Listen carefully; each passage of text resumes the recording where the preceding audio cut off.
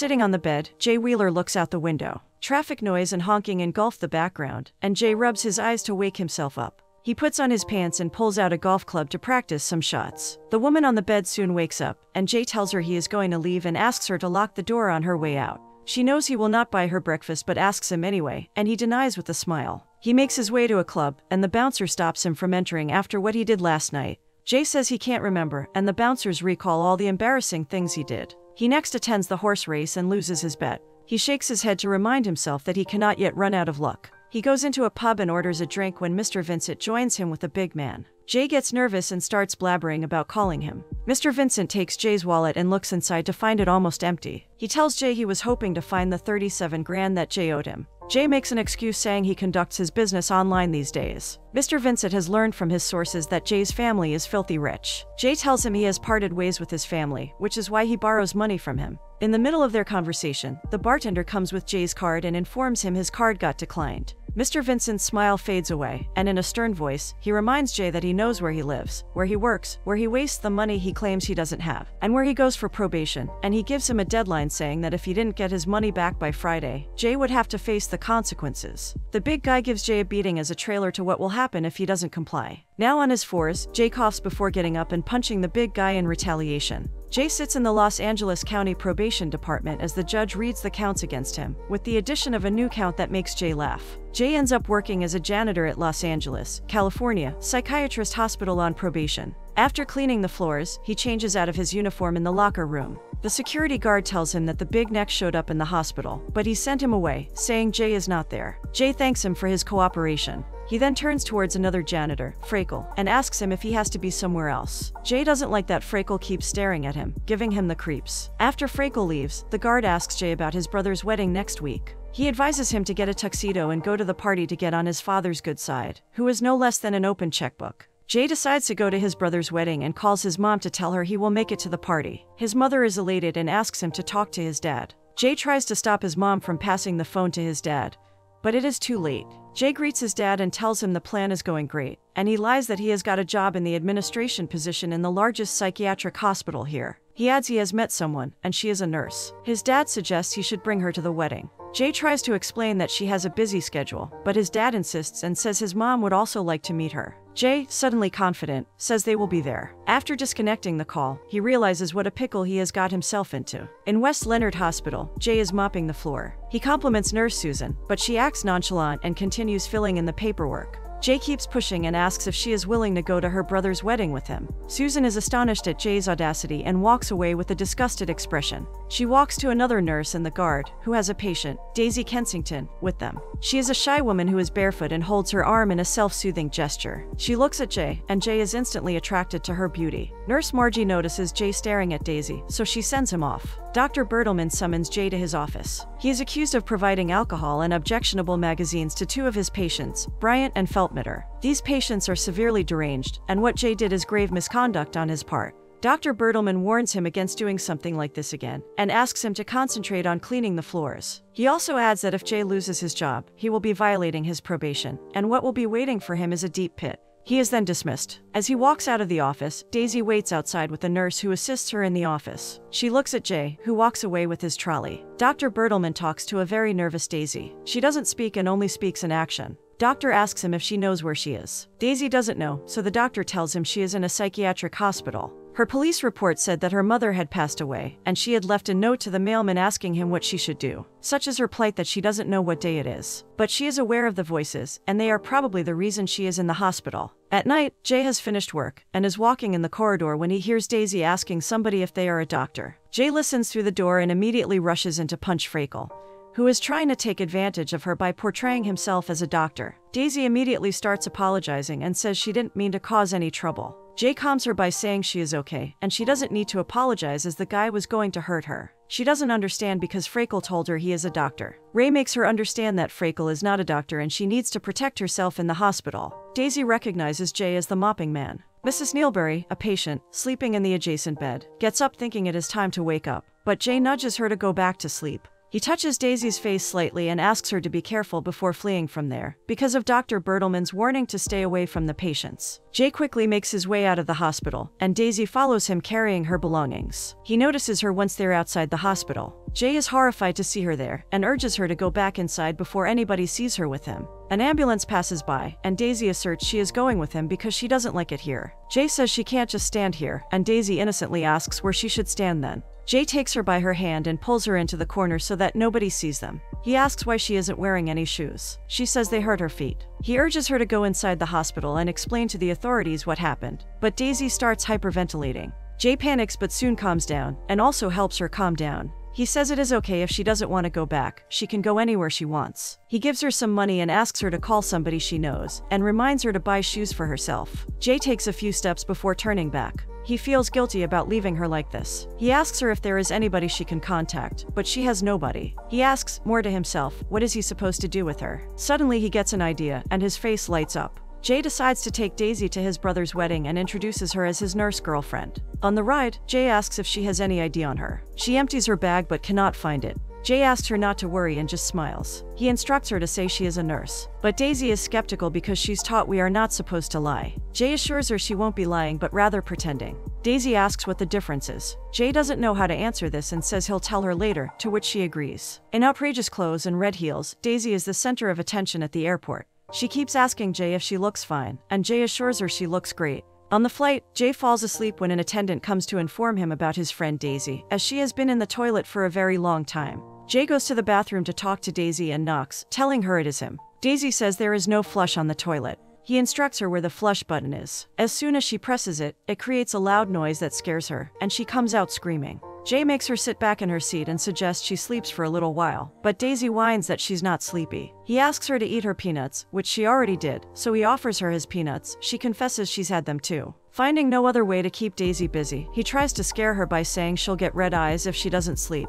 and she doesn't want that when she meets his family. She agrees, sits back but gets bored within seconds, and turns the light on in her seat, disturbing the other passengers. Jay is woken up again by the attendant saying there is another problem. This time Daisy has made her way to the business class and has occupied one of the empty seats. Jay says they cannot sit here because they haven't paid for it. Another crew member comes and questions if she is okay, and Jay defends Daisy, saying everything is fine with his girlfriend. He finally manages to take her back to her seat. She asks why everybody is moving. Jay explains they are going to land soon. Daisy is happy because Jay called her his girlfriend, so she asks if she really is, and he replies in the affirmative. However, he doesn't mean any of it, and is just doing it because he promised his parents he'd bring his girlfriend. While for Daisy, it is the beginning of new hope and a relationship. After living in isolation for so long, Daisy can finally have somebody she can rely upon. Her mother had told her she would never be anybody's girlfriend, and Jay proved her wrong. As they stand outside a huge house, Daisy gets intimidated. She thinks it would be better if she stayed outside, but Jay assures her everything will be fine. He holds her hand and takes her inside.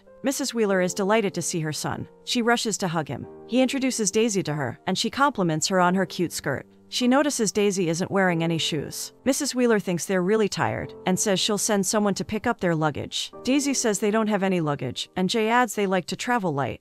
Mrs. Wheeler likes to have certain things her way, so she says they will stay in 2 different rooms. Daisy is clueless and says she can sleep on the floor, and Mrs. Wheeler thinks she is being funny, and instantly develops a liking towards her. Daisy looks around the large room with fascination. Jay is outside, taking a break from the chaos he has created. His father, Mr. Wheeler, joins him. He thought his son had quit smoking, but apparently, the stress of trying to get things to fall into place was too much for him to handle. Mr. Wheeler asks Jay to come along as he wants to show him something. He shows him his caravan and calls it an American dream on 4 wheels. Jay is impressed with it, especially when Mr. Wheeler says there are only 2 such caravans in a working state in the whole country, and he practically stole one. In the evening, Jay meets his brother Jerry, and they embrace as if they haven't seen each other for a while. Mr. Wheeler brings a glass for Jay, and they toast it to Jerry. Mr. Wheeler is waiting to meet the girl Jay has been talking about, and soon he gets to meet Daisy, who looks stunning in a black and red dress but, as always, is barefoot. The first thing she tells Mr. Wheeler is that she is a nurse. Thinking she is making a light-hearted conversation, he says he's glad because he thinks he is coming down with something. Jay interrupts and properly introduces her. Mr. Wheeler also introduces himself. Soon Jerry joins them with his fiancée, Kate. They ask them about their meeting in a hospital, but Jay manages to divert the conversation until Daisy delightfully points out how skinny Kate is, as they can see her bones. Kate takes it as a compliment and thanks Daisy. In the dining, Daisy takes her first sip of champagne and is amazed by its taste. She equates it to drinking perfume. Mr. Wheeler points out that it is as expensive as one. Mrs. Wheeler encourages her to have all she wants. Daisy seems very happy, surrounded by people who treat her nicely. Mr. Wheeler stands to raise a toast to Jerry and Kate. They are soon served the entree, and Daisy is disgusted by its smell. She turns to Jay and says she can't eat it because it is cat food. She asks Mrs. Wheeler if she is going to eat it. Jay cannot help his laughter. A little taken aback, Mrs. Wheeler says it is Jerry's favorite. Jerry quickly adds it isn't, and Kate adds how it is unethical as the goose is force-fed. She saw it in a documentary that literally made her cry. Mr. Wheeler puts down his cutlery and calls to bring in the salad. Everybody at the table has a hearty laugh. Jerry asks Jay about his new job at the hospital. Jay repeats about it being an administrative job, nothing fancy. Mr. Wheeler jokingly says at least it is not mopping the floor. This statement makes Daisy giggle, but she covers her mouth with her hand. Jay further tells them he is looking at some business ventures, sports, and entertainment, primarily new gaming applications that replace real-time bets. Mr. Wheeler is not at all impressed, but Jerry thinks otherwise. Daisy adds Jay has also invested in a dance club. Jay proposes he wants to sit down and talk more about his business venture with his dad. Mr. Wheeler asks if he has come back for money. Jay clarifies he has come back to celebrate his little brother's wedding. Mr. Wheeler starts escalating the squabble, but Mrs. Wheeler intervenes. Mr. Wheeler calms down but still pushes Jay by saying he taught his children to have a plan. Daisy comes to Jay's rescue and says Jay has a plan. They cannot discuss it right now. Mr. Wheeler looks forward to discussing it later. After dinner, Jay takes Daisy back to her room. She laughs as she confesses she has never had champagne before. Jay praises her as she did really well, and everybody liked her. Daisy is glad she could be of some help, and they look at each other for a little too long. Jay says goodnight and leaves, but what he does not see is the love that has ignited in Daisy's heart for him. Mrs. Wheeler comes knocking on Jay's door in the morning. She tells him Daisy is cleaning the bathroom. But Jay remains calm, unlike his mother, who tries to suppress her bafflement. Jay goes to his parents' bathroom to talk to Daisy. Daisy tells him she used to clean and cook for her mother, so this is all that she does. Jay sits with her and tells her she doesn't have to do any of this here, but is stunned to learn that her mother taught her by cleaning and doing chores. Daisy will earn her love. Jay asks Daisy for clarification as she has told him she has no one left in her family. Daisy says it is true because her mother passed away. Jay feels angry at Daisy's mom's ignorance and asserts that people love each other because they love them, not for any reason. Daisy's eyes well up, and she confesses her mother is no more because of her. Jay cannot bring himself to say anything for a few seconds and looks at her wide-eyed. He finally says okay, which gives Daisy a little assurance. On the day of the wedding, Daisy comes out in a very short dress that makes her keep tugging at it. She meets Mrs. Wheeler in the hallway and shares how the dress doesn't cover as it is supposed to. She further adds that Jay has borrowed these dresses from a stripper. Mrs. Wheeler starts to laugh, but she knows Daisy might be telling the truth. She takes Daisy with her to get a change of clothes. Jay sits in his room contemplating whether he has done the right thing by bringing Daisy to his home. He is still thinking about it, as he waits with his dad for his mom and Daisy to come downstairs. Mrs. Wheeler made Daisy wear one of her gorgeous gold dresses and gave her a complete makeover. When Jay first lands his eyes on her, he is spellbound by her captivating beauty. Daisy feels beautiful and very graciously takes a step, only to stumble but catches hold of the railing on time. Everybody gasps for a second, but Daisy soon composes herself and starts again. The flower girl spreads the flower petals on the aisle. Daisy cannot keep calm and rushes to collect the petals to give them back to the girl. Ray comes running from the podium and instructs her to sit back and watch what's happening. At the after-party, Mr. Wheeler shares he's been thinking about what Ray said about his business venture. He reminds Ray that investing in a business is like throwing darts in the dark. Ray assures him he's done his research. Seeing his son confident, Mr. Wheeler asks how much investment he's looking for. Ray gives an estimate of 35 to 40 grand. Before Mr. Wheeler can say anything, Mrs. Wheeler calls them for photographs. Daisy wanders around in the party hall, looking at everything with amazement. A few ex-girlfriends gather around Daisy, asking her questions about her relationship with Jay. Daisy repeats what she has been taught. She soon joins Jay and asks if they can dance. Daisy shows some nice moves, and Jay is amazed to see her dance like that. Soon the music changes from an upbeat to a slow number. Jay grabs her by her waist and asks her to relax. They start swaying with the music. Daisy shares she has never danced with anybody. Jay asks her about her school dance, but Daisy tells him she has never been to school, which is why no one can understand her. Jay asks what about him. Daisy replies with a smile that she thinks no one understands him either. They dance, and Daisy is the happiest that she has been. Soon they are joined by Mr. and Mrs. Wheeler, and Mrs. Wheeler wishes to dance with her son. Mr. Wheeler takes Daisy's hand and dances with her. He asks her about her meeting with Jay. Daisy says they met in a hospital, but Mr. Wheeler knows his son inside out, so he pushes Daisy to tell the truth. Daisy cannot take this pressure and starts hyperventilating. She sits on the ground, and everybody gathers around her. Jay firmly grabs her and takes her outside, saying they continue with the party as Daisy will be fine. Jerry and Mr. Wheeler accompany them and suggest they call a doctor, but Jay asserts she is fine. Mr. Wheeler keeps asking who she is. Jay makes her sit in a taxi and confesses that he is a janitor in a mental institution, and Daisy is a patient. Mr. Wheeler gets furious and starts walking back. Daisy calls Mrs. Wheeler and starts to take off her necklace to give it back to her. Mrs. Wheeler insists she keep it, but Mr. Wheeler creates a scene saying he gave it to his wife as a gift. Daisy gets very nervous and struggles to get it out as the commotion persists. Finally, Daisy has a nervous breakdown as she shouts to stop. Everybody freezes, and Jay looks at his dad with disappointment. He gives the necklace back to his mom, gets into the taxi, and doesn't look back as they leave. While riding back home, Daisy asks Jay if they are done with the plan. Jay solemnly says yes. They reach back at Jay's house, and he starts looking for keys to one of the many cars they own. Daisy asks why can't they fly. Jay explains since they are absconding. The authorities may have started looking for them by now, so they will have to ride back. Jay is still looking for keys, but Daisy seems to have found one. It is the caravan. Jay doesn't hesitate, and they set off on their journey. Jay tries all his cards at the gas station, but they get declined. Wishing for it to work, he tries his last card, and it miraculously gets accepted. He refuels the caravan, and they continue riding. Daisy has the time of her life. She bounces on the bouncy bed and puts her face out the window to enjoy the wind, but her happiness is short-lived. Jay takes her to a bus station and gives her some money. He doesn't say what he is doing, so Daisy asks him if it is going to be long. Jay says it is not going to be too long. She takes the money, and Jay leaves her there. Daisy takes a seat. Jay sits in his caravan, thinking about what he just did, and drives off before guilt hits him hard. He goes to a dealer and tries selling off the RV, but things don't go as planned, and Jay keeps driving. The night has fallen, and Daisy is still waiting for Jay. Somebody from the authorities asks if she needs help, but Daisy politely declines, saying her boyfriend has gone to make a phone call and will be returning any time now. The station in charge, Sammy, tells her about the rule in the station that one has to wear shoes, and she is barefoot. Seeing Daisy get worried, he tells her he is not going to turn her in. He's just saying it out of concern that her feet might get cold. Sammy asks one more time if she is all right. Daisy nods, and he tells her if she needs any help, she can reach out to him. Saying this, he leaves. Dr. Bertelman calls Jay and asks him where he is. Jay tells him he is in a pickle. Dr. Bertelman is more interested in knowing where Daisy is because she is not well, and having spent her entire life confined in her house, she has no social coping skills. But Jay continues talking with his diagnosis of her behaviors when Dr. Bertelman has had enough, and he shouts at Jay that he is not a doctor. Jay tells him he left Daisy at a bus station in Shreveport, Louisiana, and hangs up.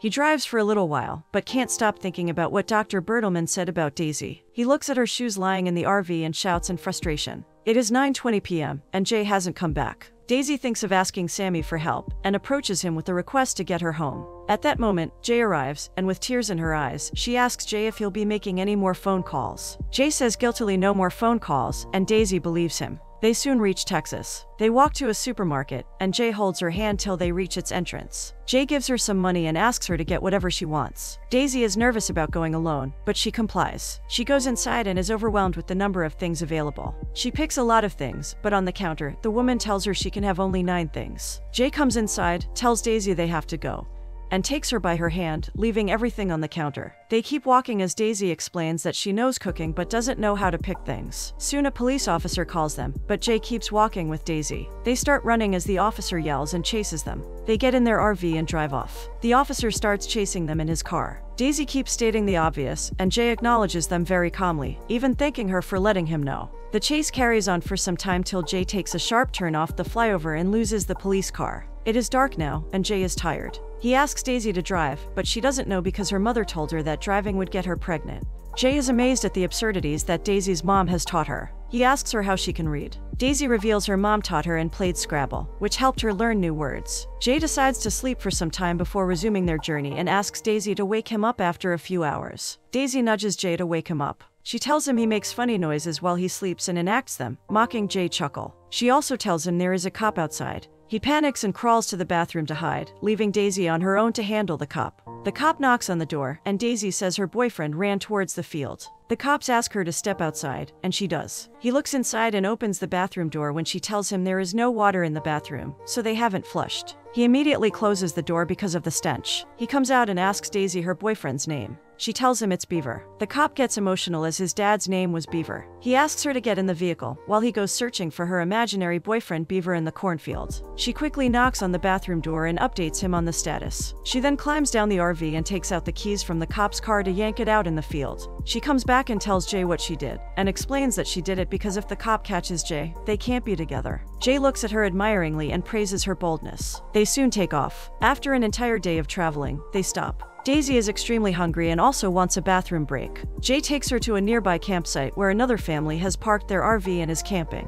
They introduce themselves, and Daisy asks if she can use their bathroom. The family is very welcoming and invites Jay and Daisy to sit with them. Once their daughter is asleep, the mother says she'll put her in bed. She reminds Daisy once she has her own kids, she'll understand no matter how angelic they look when they sleep, they turn into destructive machines once awake. Once Daisy realizes she will become a mother someday, she feels exhilarated, and she turns towards Jay, who smiles at her. They take their leave soon. In the RV, Jay cannot sleep, so he goes to see if Daisy has slept, but she lies awake too. She asks if Jay is thinking of sleeping with her, which makes Jay blush. She says it is okay and asks about the veracity of the rumors she heard at the party. Jay admits to doing it. They have a hearty conversation that Jay never thought he would have with anybody, and once they are done, Jay wishes her good night and goes back to his bed. They keep traveling and enjoying things they come across on their journey. They enjoy their day at a fair, riding swings, eating delicious food, and dancing. Once tired, they find a spot to sit, and Daisy declares it to be the best day of her life. Jay seems a bit serious. The next day, Daisy prepares some sandwiches and snacks and advises Jay they should not go back. Jay has made up his mind because he has caused enough trouble for both of them.